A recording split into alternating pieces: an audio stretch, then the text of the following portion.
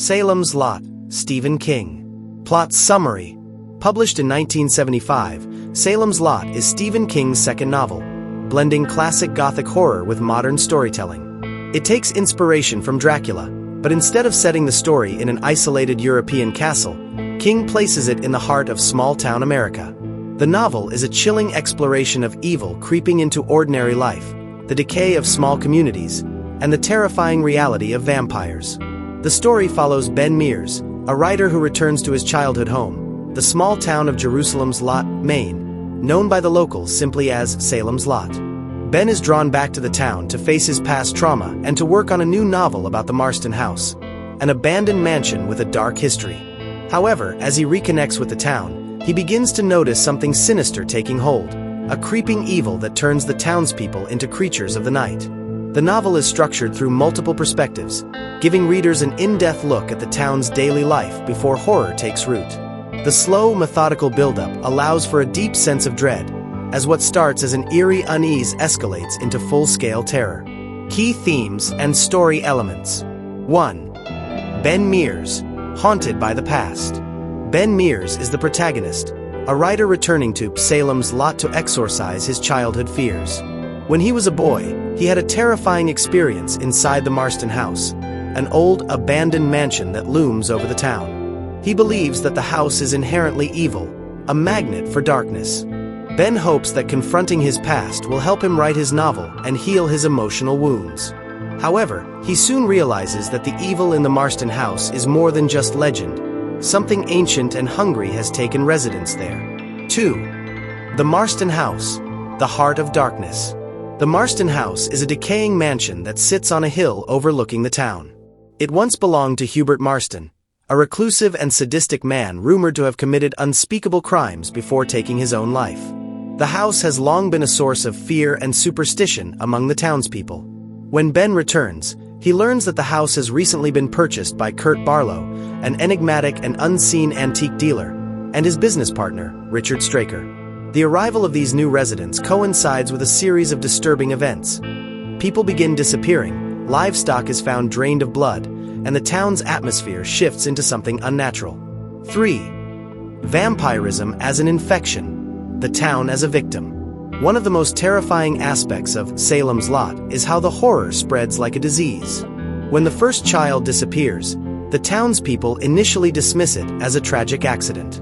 But soon, people begin falling ill, acting strangely, and ultimately vanishing. Unlike traditional vampire stories where a single monster threatens a handful of people, King portrays vampirism as a creeping plague, turning the entire town into a nest of the undead. The infected return to claim their loved ones, ensuring that the infection spreads uncontrollably.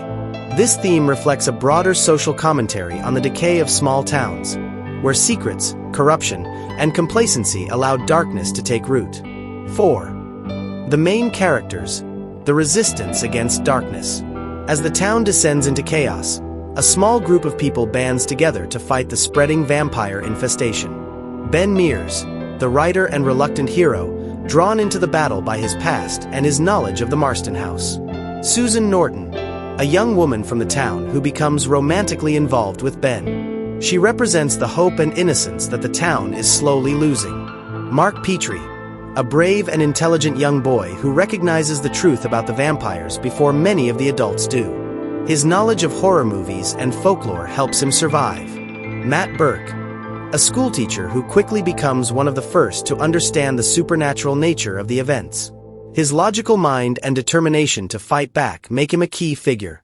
Father Callahan, a Catholic priest struggling with his faith and personal demons. He sees the growing evil as a chance for redemption, but soon realizes that his faith may not be strong enough to withstand true darkness. 5. Kurt Barlow, a different kind of vampire. The novel's main antagonist, Kurt Barlow, is unlike many traditional vampires. While he shares similarities with Dracula, he is portrayed as an ancient, intelligent, and utterly ruthless predator. He does not rely on mere seduction or manipulation. He is a force of pure evil, spreading his influence across the town with terrifying ease.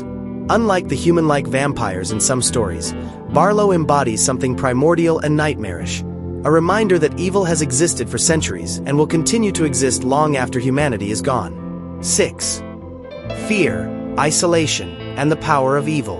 One of the novel's most unsettling themes is the town's passive acceptance of its own downfall. Many of the townspeople ignore the warning signs, either because they don't want to believe in the supernatural or because they have already succumbed to darkness. King explores how evil thrives in places where people refuse to acknowledge it.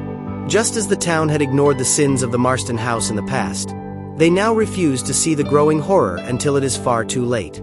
Isolation plays a major role as well. Jerusalem's Lot is a small, insular town, cut off from the outside world. This physical and psychological isolation makes it easier for the vampires to take control without interference. 7. The fight against darkness, a losing battle? As the vampire infestation spreads, Ben and his group must confront the reality of what is happening and find a way to stop the evil before it completely consumes the town. However, unlike traditional hero versus monster tales, Salem's Lot is not a story about easy victories. The battle against evil is long, painful, and filled with loss and sacrifice.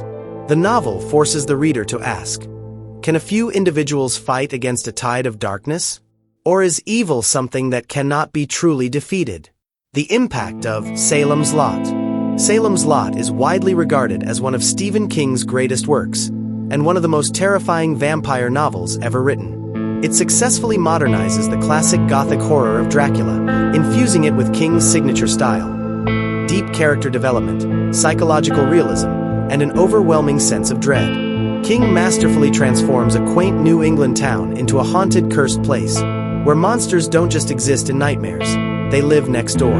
The novel's influence can be seen in countless horror films, books, and TV series, proving that vampires remain one of the most terrifying creatures in literature. Though the novel's final moments are best experienced firsthand, one thing is certain: evil never truly dies. It only sleeps, waiting for the next opportunity to rise again.